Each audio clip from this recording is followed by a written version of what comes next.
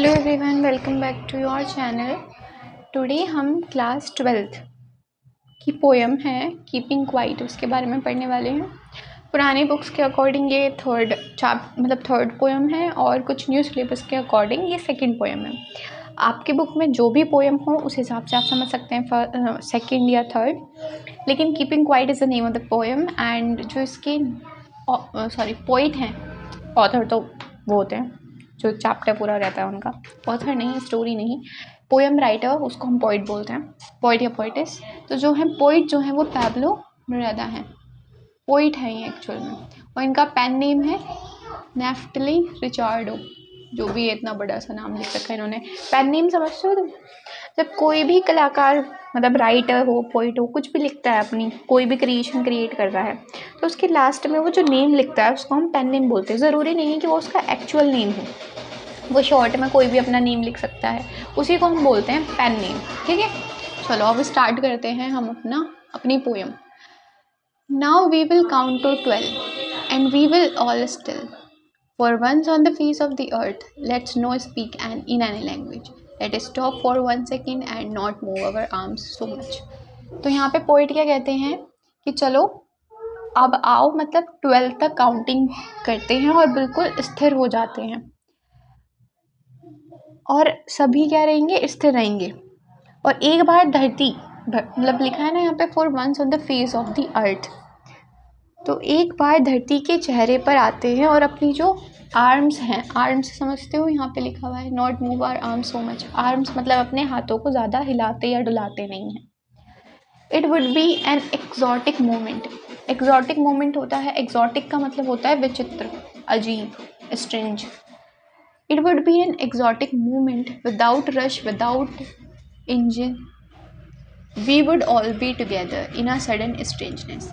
तो ये कैसा होगा, एक अलग ही क्षण होगा, मोमेंट होगा, जिसमें बिल्कुल भी शोर नहीं होगा, बिल्कुल भी कोई इंजन की आवाज़ नहीं आ रही होगी, बिल्कुल भी, मतलब होता है ना कि हबड़ा तबड़ी सी रहती है, बिल्कुल भी सब कुछ कैसा हो जाएगा, बिल्कुल स्थिर हो जाएगा। और हम सब एक ऐसे क्षण को महसूस करेंगे, एक अलग ही, जो आज तक कभी नहीं हुआ है, हम ऐसे मोमेंट को एक्सपीरियंस करेंगे। Fisherman in the cold sea would not harm whales. और उस समय पे जो मछुआरे होते हैं वो क्या करेंगे, मछलियों को हानि नहीं पहुंचाएंगे, क्योंकि सब रुक जाएंगे उस टाइम पे।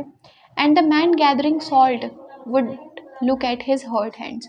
और उस क्षण पर जो समुद्र से पानी होता है ना, समुद्र के पानी से जो नमक बनाई जाती है, तो उससे क्या होता है कि हाथों में छाले बढ़ जाते हैं। ठीक है, उस नमक को बनाते बनाते, जो लोग उस नमक को बनाते हैं उनके हाथों में क्या हो जाता है, छाले बढ़ जाते हैं उसकी वजह से।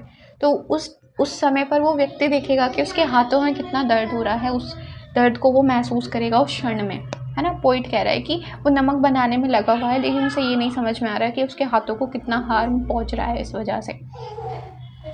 Those who prepare green wars with gas, with fire, victory with no survivors, will put on the clean coats and walk through with the brothers in the shade doing nothing.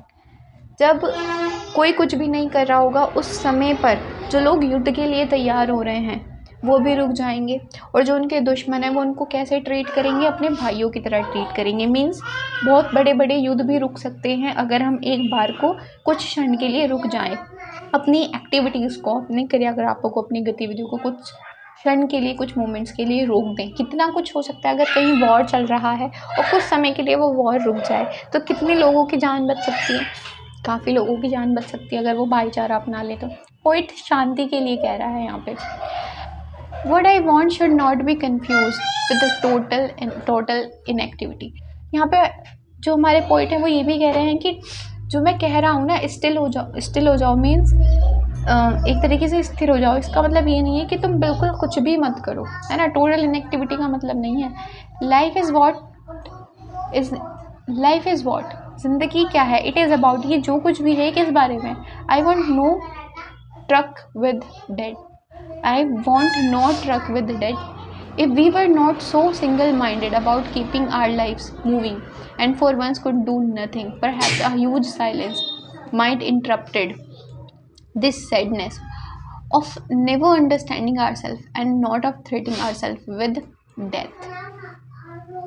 तो यहाँ पे ऑथर क्या कह रहे हैं कि उन्होंने कहा ना, what I want should not be confuse with total inactivity, कि मैं चाहता हूँ कि तुम भ्रमित ना हो, भ्रमित मतलब कंफ्यूज ना हो कि जो कुछ नहीं होना चाहिए उसका मतलब ये नहीं है, स्थिरता का मतलब ये नहीं है कि बिल्कुल निष्क्रियता होती है टोटल इनएक्टिविटी, मतलब कुछ भी ना करो, ऐसा मैं नहीं चाह रहा हूँ। जीवन क्या है वह इस बारे में है कि मैं मृत्यु के साथ कोई लेन देन नहीं चाहता, इस बारे में नहीं है वो, इस बारे में संबंध क्या कहा उन्होंने, देखो ध्यान से समझो। जीवन क्या है, वो इस बारे में है कि मैं मृत्यु के साथ कोई संबंध नहीं चाहता हूँ। I want not truck with death.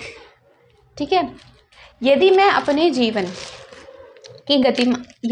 जीवन को गतिमान करने के लिए, if we were not single minded to keeping our life moving, ठीक है, यदि हम अपने जीवन को गतिमान करने के लिए एकाग्र नहीं होते, एकाग्र मतलब कॉन्सेंट्रेट नहीं होते, एक सिंगल माइंडेड का मतलब भी कॉन्सेंट्रेट होता है, फोकस होना होता है, तो हम फिर एक बार कुछ नहीं कर सकते थे। मतलब कि अगर आप अपने लाइफ में कुछ करना चाहते हो तो आपको सिंगल माइंडेड तो होना ही पड़ेगा। शायद एक बहुत बड़ा मौन, यानी कि एक बहुत बड़ी शांति इस स्वयं को कभी ना समझ सकने वाले उदासी में बाधा डाल दे और स्वयं को मृत्यु के भय से डराया जा सके। समझ रहे हो क्या समझाने की यहाँ पे कोशिश की जा रही है। यहाँ पे पोइट क्या कहना चाह रहे हैं, यहाँ पे पोइट ये कहना चाह रहे हैं कि अगर आप एक बड़ी सी शांति अपने माइंड में लो ना, तो जो आपके मन का डर है मृत्यु को लेकर के वो भी निकल जाएगा। दूसरी चीज़, जो आपकी प्रॉब्लम क्रिएट होती है ना, जब आप कोई भी काम कर रहे होते हो और उसमें आप सक्सेस नहीं होते, तो क्या पता जब वो आप एकाग्र रह के सोचोगे तो आप सिंगल माइंडेड बन जाओगे। सिंगल माइंडेड होता है कॉन्सेंट्रेट करने लगोगे अपने काम पर और वो काम आपका सक्सेसफुल हो जाएगा। अगर आप शांति से नहीं बैठ सकते, शांति से बैठ के नहीं सोच सकते, थोड़ी देर के लिए रुक नहीं सकते, ठहर नहीं सकते अपने काम में, हबड़ा दबड़ी करते हो हमेशा, तो ऐसे काम जो करे जाते हैं वो कभी सक्सेसफुल नहीं होते। यहाँ पे पॉइंट कहना चाह रहे हैं, perhaps the earth can teach us as when everything seems that and later proves to be alive. लेकिन शायद पृथ्वी हमें सिखा सकती है, क्योंकि जब हर चीज़ मृत दिखाई देती है, मरी हुई दिखाई देती है, डेथ दिखाई देती है, लाइफलेस दिखाई देती है, उस टाइम पे जो हर चीज़ जब हमें क्या दिखती है, डेथ दिखती है ना, तो उस टाइम पे जो जीवित रहती है वो है अर्थ, है ना, वही हमें जीवन का प्रमाण देती है। Now I will count up to 12। अब मैं 12 तक गिनूँगा। And you keep quiet and I go, और तुम्हें क्या होना है, शांत होना, और फिर मैं चला जाऊँगा। ये क्या है, ये थी हमारी कीपिंग क्वाइट। तो यहाँ पे बेसिकली ये पीस को डिनोट करने वाली एक पोएम है, जिसमें पोइट हमारे क्या चाह रहे हैं, जो हमारे पैब्लो नेरुदा है, वो शांति को चाह रहे हैं कि शांति रखो, ये जितनी भी तुम लड़ाई वॉर्स करते हो इनको रोक दो, भाईचारे को अपनाओ, ठीक है, थैंकफुल रहो, और जो फिशरमैन हैं जो मछलियों को हार्म करते हैं, एक दूसरे को हार्म मत पहुँचाओ, शांति से रहो। और जब तुम शांति से रहना सीख जाओगे ना, तो जितना भी रश होता है, जितने भी तुम्हारे फेलियर्स होते हैं ना लाइफ के, वो भी शायद कम हो जाएं, डिक्रीज़ कर जाएं, या ऑलमोस्ट ना हो जाएं। मीन्स सारे काम तुम्हारे बनने लगें, क्योंकि तुम एकाग्र हो जाते हो। जब तुम शांति को अपने लाइफ में एक्सेप्ट कर लेते हो, तुम सिंगल माइंडेड हो जाते हो, कॉन्सेंट्रेट करने लग जाते हो। तो ये सारी एक्सप्लेनेशन पीस के ऊपर ये पोएम लिखी गई है, ठीक है। तो काफ़ी अच्छा मैसेज इस पोएम के थ्रू हमें देखने को मिलता है।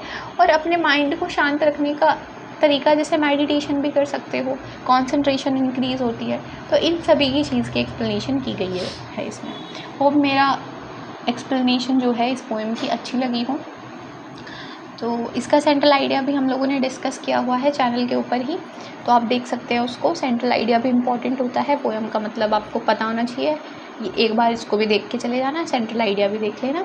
So thank you very much for watching my videos. मिलते हैं आपसे नेक्स्ट वीडियो में।